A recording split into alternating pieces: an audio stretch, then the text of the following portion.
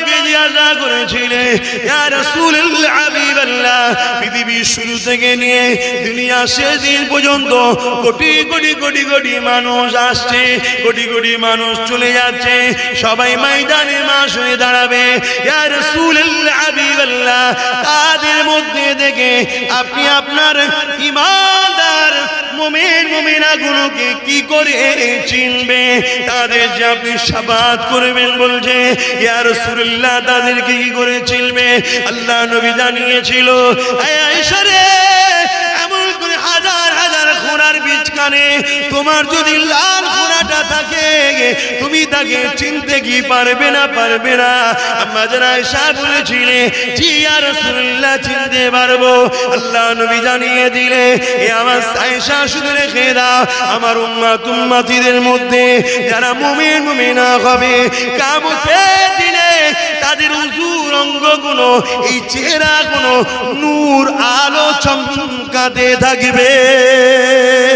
আমি নবী পাক তাদেরকে ওই আলো চমকানো দেখে বুঝে গিয়ে তাদেরকে সাথে করে নিয়ে আল্লাহ পাকে জান্নাতে নিয়ে যাব।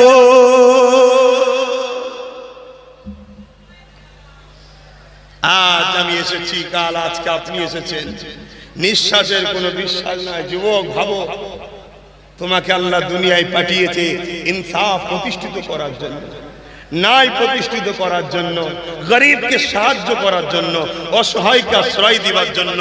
এ কোনো ধর্ম না? ধর্ম নয়। একটু বলুন বলুন বলুন। নামাজ পড়ার জন্যে, রোজা রাখার জন্যে, হজ করার জন্যে।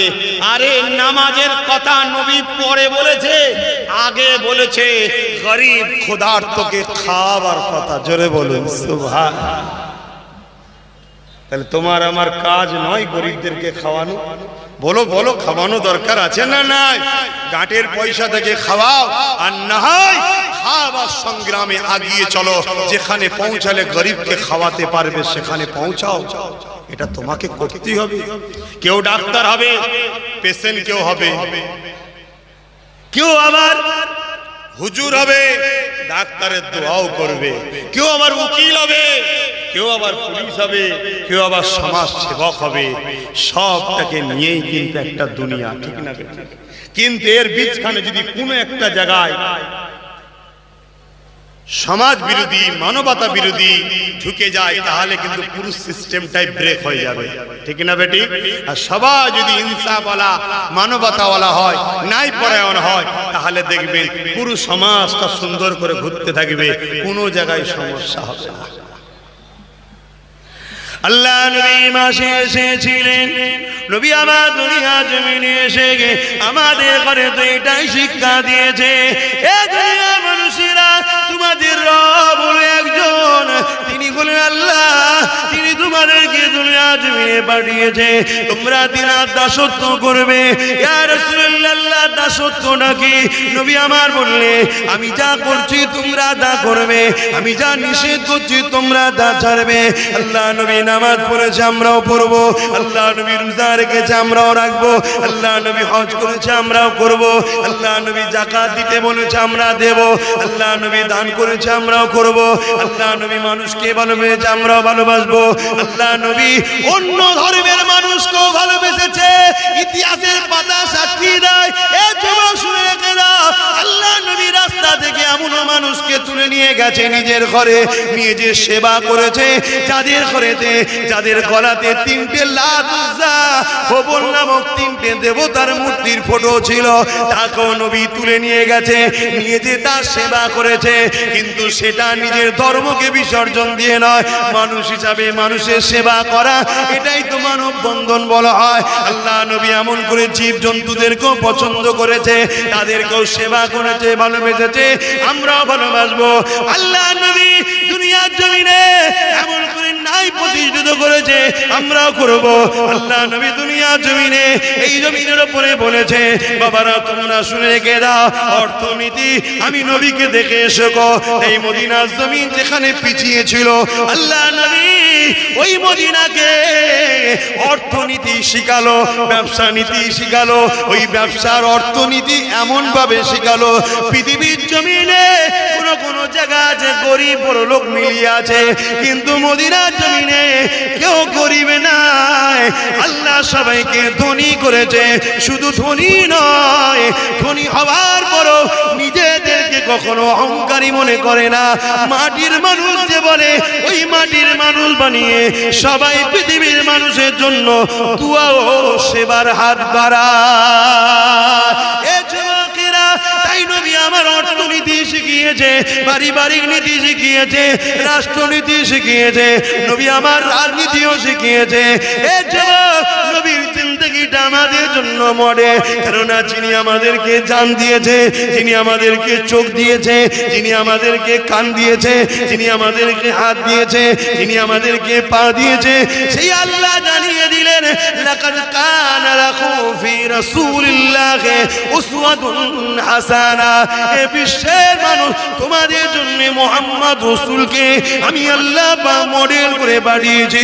তোমরা আমার নবীকে ফলো করো, আমার নবীর থেকে দেখে নামাজ পড়ো, আমার নবীর থেকে দেখে রোজা রাখো, আমার নবীকে দেখে দেখে হজ করো, আমার নবীকে দেখে দেখে যেভাবে যাকাত দিতে বলেছে দাও, আমার নবী যেভাবে কন্যার বিয়ে দিয়েছে তোমরা দাও, আমার নবী যেভাবে মানুষের সঙ্গে মিশেছে তোমরা মেশো, আমার নবী যেভাবে মানব বন্ধন করেছে তোমরা করো, আমার নবী যেভাবে রাষ্ট্র পরিচালনা করেছে তোমরা করো, আমার নবী যেভাবে ব্যবসা বাণিজ্য করতে বলেছে করো। নবীকে ছেড়ে দিয়ে অন্য কোন ধর্মের বিসর্জনে গিয়ে মাথায় টুপি দিয়ে নিজেকে বেঈমান কাফের বানাবেন না। কেননা দুনিয়া তোমাকে জাহান্নামে তো ঠেলে দিচ্ছে। এই দুনিয়ার জমিনে তোমার সঙ্গে কখনো সন্ত্রাসীরা লড়াই করে পারবে না। তাই সন্ত্রাসীরা চিন্তা করে দেখে নিয়েছে কেন পারি না। তারা দেখে নিয়েছে মুসলমানদের মধ্যে একটা পাওয়ার আছে, ওই পাওয়ারটার কাছে আমরা হেরে যাই। কি পাওয়ার?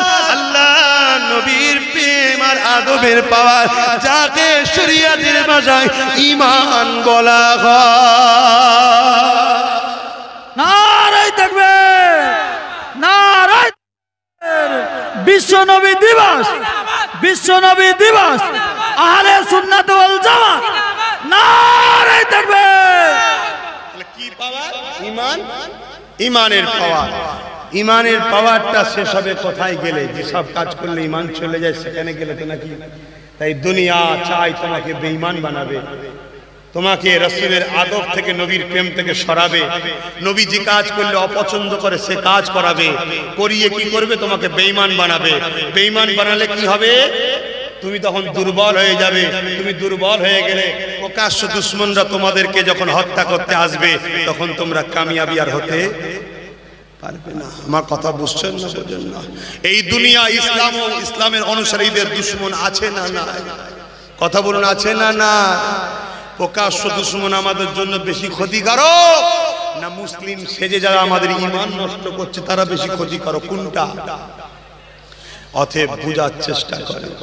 আমার নবী পাক সাল্লাল্লাহু আলাইহি ওয়াসাল্লাম তিনি আমাদেরকে কত ভালোবাসে। শিশুবেলা তো নবী আমাদের জন্য কেঁদেছে। হ্যাঁ গা, আমি তো অজ করে যাচ্ছি গো, একটু বলবো, একটু বলি একবার দরুদ শরীফ। আল্লাহুম্মা সাল্লি আলা মাওলানা মুহাম্মদ ওয়া আলা আলি সাইয়্যিদিনা।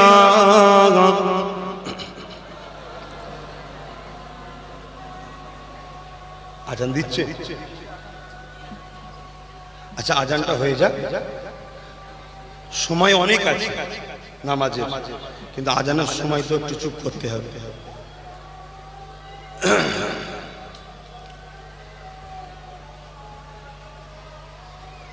দাঁড়াবেন না, উল্টা উঠি করবেন না, দেখতে খারাপ লাগবে অন্য মানুষের। আমার আব্বা জানেরা, এই যে হাত তুলিয়ে যেটু নাচ পড়াচ্ছি, আবার কেউ খুঁজবে না তো কোরআন হাদিসে কোথায় আছে? হ্যাঁ, খুঁজবে না তো? কত রকম কোয়ালিটির বেঈমান দুনিয়ায় আছে জানেন? ফাসেক, ফাজিল, বেহুদা, চরিত্রহীন, লম্পট, সে বলছে কোরআন হাদিসের কোথায় আছে। এই খুঁজবে নাকি? এটা হলো ভালোবাসার ইজহার। প্রেমের কখনো দলিল লাগে না, শোনো শোনো, বলবো বলবো, শুনবে শুনবে শুনবে। আমার দয়ার নবী থুতু ফেলবে, থুতু মুবারক থুতু ফেলবে। আমরা থুতু ফেললে আপনারা কি দেন বলেন বলেন? সিলিমচি দেন। আমার দয়ার নবী থুতু ফেলবে, সাহাবারা হাত পাচ্ছে, হুজুর আমাকে দিন, হুজুর আমাকে দিন, হুজুর আমাকে দিন, হুজুর আমাকে দিন। থুতুটা লিবার জন্য রেসারেসি হচ্ছে। যার কপাল ভালো তার হাতে থুতু যেত, ছেলে মাই গায়ে মাখতো, আর এলাকার মানুষ সবাই বলতো কয়েক সপ্তাহ ওর গা থেকে এত খুশবু বেরোতো, দুনিয়ার কোনো আতরে অত খুশবু নাই। জোরে বলুন সুবহানাল্লাহ, আরো জোরে বলুন সুবহানাল্লাহ, আরো জোরে বলুন সুবহানাল্লাহ। নারে তাকবীর, হাত তুলে বলুন নারে তাকবীর।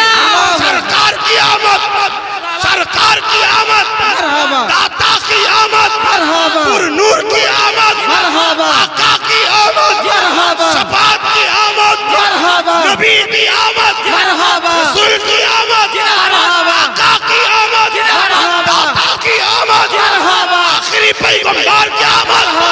নারে তাকবীর, নারে তাকবীর। সরকার কি আমত, দাতা কি আমত, পুর নূর কি আমত, আকা কি আমত, শফাত কি আমত, সৈয়দুল মুরসালিন কি আমত, আল্লাহ কি হাবিব কি আমত। নারে তাকবীর। জিন্দেগি পেয়েছি রাসূলের জন্য, জিন্দেগিটা দিয়েও দেবো রাসূলের জন্য। অসুবিধা আছে আপনাদের? সাহাবা হুজুররা থুতু লিবার জন্য রেসারেসি কোন কোন আর হাদিসে আছে দেখো। শুনছেন না শোনেন না যুবকরা? আপনারা যুবক বলে কি কোরআন হাদিস শুনবেন না? ধর্ম তো আপনার, ইসলাম তো আপনার ধর্ম। আপনি আপনার ধর্ম সম্বন্ধে জানবেন না? হালকা বয়সে নয় সব মানতে পারেন রে, কিন্তু ধর্ম সম্বন্ধে জ্ঞান থাকা দরকার আছে না? আর না একদল প্রকাশ্য দুশমনেরা ডাইরেক্ট আপনাদের মিটাতে পারবে না। তারা কিছু দালাল মার্কা মুসলমানদের অর্থ দিয়ে আপনাদের ঘরে ধর্মান্তরিত করার প্ল্যান করছে, আপনাদেরকে বেঈমান বানাবার প্ল্যান করছে। তাই ধর্ম সম্বন্ধে জ্ঞান থাকা দরকার আছে। সাহাবারা কোন হাদিসে পেয়েছে, কোন কোরআনে আছে, কোরআনের কোন জায়গায় আছে, কোরআন কোন কোরআন বলতে কোরআনের কোন জায়গায় আছে যে রবি থুতু ফেললে সাহাবা তোমরা হাত পাতবে? আছে। সাহাবারা প্রেম করছে কেমন দেখছেন না? প্রেম ইজহার। আল্লাহ আমরা সাক্ষী দিচ্ছি, আমি যার প্রেমিক সে মদিনায় আছে, আমি যার প্রেমিক সে মদিনায় আছে। এতে অসুবিধা কিছু আছে? হাজার হাজার প্যান্ট শার্ট পরা যুবক ছেলে খালি মাথায় দাঁড়ি চাচা, কিন্তু মোস্তফার প্রেম নিয়ে আজকে আওয়াজ তুলছে। এটা ভালো লক্ষণ না খারাপ লক্ষণ? কাল আল্লাহ চাইলে এই বাচ্চাগুলো, এই যুবকগুলো হজ করবে, নামাজি হবে, আল্লাহ ওয়ালা হয়ে আমার দাদা হুজুরের ঘরের ছেলে দাদা হুজুরের কাতারি জান্নাত চলে যাবে। জোরে বলুন সুবহান। এই এলাকায় কিছু মুসলমান আছে যারা দাদা হুজুরের মুরিদ দাবি করে। খবরদার, তাদেরকে দাদা হুজুরের মুরিদ বলে মানবেন না। কেন? শিরকি কাজের সঙ্গে তারা জড়িয়ে থাকে, ঠিক না বেটে? শিরক হলো সবথেকে বড় জুলুমের কাজ। হযরত ওমর ফারুক বলছে, কোন জায়গায় শিরকি অনুষ্ঠান হলে সেখানে তোমরা যেও না, সেখান থেকে দূরে থাকো।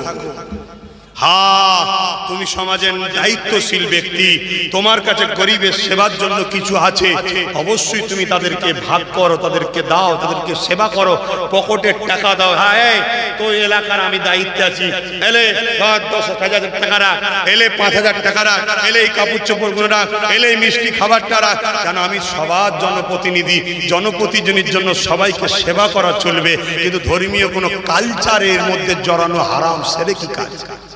শুনছেন না শোনেন নে? হ্যাঁ, আকীদা ঠিক করুন। আপনার ধর্ম সম্বন্ধে আপনি জানবেন না? আর এই কথা যখনই বলবো তখন বলবে বড্ড ধর্ম নিয়ে গোড়ামি করা হচ্ছে। কেন? আমার গরুর ঠ্যাং ধরতে কেউ আসে? এই আমার গরুর ঠ্যাং ধরে কেউ? তখন গোড়ামি মনে হয় না? না আসাটাই হচ্ছে উত্তম। আমরাও চাই না, না আসাটা কি উত্তম। কিন্তু আমার মানুষ মানুষকে সেবা করবে, এটা মহান উত্তম কাজ। জোরে বলুন সুবহানাল্লাহ। সেবার বেলায় জিরো, সেবার বেলায় জিরো, ফটো তোলার বেলায় হিরো। সেবার বেলায় জিরো, আর ফটো তোলার বেলায় হিরো। দেখুন আমি কেমন সম্প্রীতি করছি, ফটো। আর সেবা জিরো। অথচ ইসলাম সেবার পক্ষে, অ্যাডের পক্ষে নয়। সেবা করুন, মানুষের ভালো কাজ করুন। তো ভাইয়েরা আমার রাসূল পাক সাল্লাল্লাহু আলাইহি ওয়াসাল্লাম এক মুষ্টি দাড়ি রাখা সুন্নাত। এক মুষ্টি দাড়ি হওয়ার পর নবী পাক সাল্লাল্লাহু আলাইহি ওয়াসাল্লাম দাড়ি মুবারক ছাঁটতেন এবং এই বাবরি চুল রাখতেন। রাসূল এখানে কারো তো নেই, রাসূল তিন ধরনের চুল রাখতেন। একটা সব জায়গাটা সমান, কথা বুঝে আসছে। আর একটা হলো বাবরি চুল, কথা বুঝলে, কিন্তু ধারের যে রিড হার আছে নিচে না চলে যায়, এটা মাথার এতালে দাঁড়িয়ে তাসাব্বা হয়ে যাবে, কথা বুঝে আসছে। এবং নবী যখন জিহাদের ময়দানে যেতেন, সংগ্রামের ময়দানে ঘোড়ার পিঠে করে যেতেন, তো রাসূলের চুল মুবারক খানে উঠতো। সাহাবারা সেই শয়ে শয়ে হাদিস বর্ণনা করেছে, জোরে বলুন সুবহান। আহা, তো ভাইরা আমি যেটা বলতে চাইছি, তো রাসূল পাক সাল্লাল্লাহু আলাইহি ওয়াসাল্লামের চুল মুবারক যখন কাটতেন, ওই বাকি অংশগুলো কোথায় রাখবে কোথায় রাখবে, সাহাবা হুজুররা রেসারেসি করতেন, হুজুর আমাকে একটু দাড়ি কাটা মুবারক দেন, আমাকে একটু চুল মুবারক ঝুলপি মুবারক দেন। কোন কোরআন শরীফের কোন আয়াতে হাদিস, কোন হাদিসে আছে যে রাসূল চুল কাটলে সাহাবারা তোমরা লাইন দিয়ে লাও? আছে? এটা প্রেম, এটা ভালোবাসা। কথা বুঝছেন না বোঝেন না? ভালোবাসা। ঠিক আমরা একটু ভালোবাসায় তাকবীর দিই, একটু ভালোবাসায় উৎসাহিত হই, এর মধ্যে শরিয়ত বিরোধী কোনো গন্ধ নাই। কথা বুঝে আসছে না? নাই যারা ফতোয়া দেয় তারা দেখবে ছেলে মেয়ে একসাথে নাচছে, ওর বেলায় ফতোয়া দেয়নি, তারাও নাচে। কথা বুঝছেন না বোঝেন না? আমার কথাই আপনাদের অসুবিধা হচ্ছে, একটু হ্যাঁ বলেন না, হ্যাঁ জোরে হ্যাঁ বলেন। আরে কেউ খুশি হবে, বলেন না হ্যাঁ। মানুষকে খুশি করবে, কিন্তু শয়তানকে না। শয়তানকে খুশি করা ক্ষতি হয়ে যাবে।